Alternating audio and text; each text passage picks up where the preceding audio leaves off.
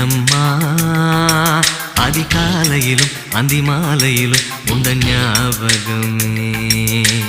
அம்மம்மா முதல் பார்வையிலே சொன்ன வார்த்தையெல்லாம் ஒரு காவியமே.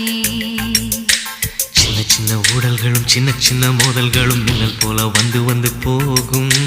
மோதல் வந்து ஊடல் வந்து முட்டிக்கொண்ட போதும் இங்கு காதல் மட்டும் காயமின்றி வாழும். இது மாதங்கள் நாட்கள் செல்ல நிறம் மாறிடும் பூக்கள் அல்ல. மீனம்மா அதிகாலையிலும் அந்தி மாலையிலும் உந்த ஞாபகமே.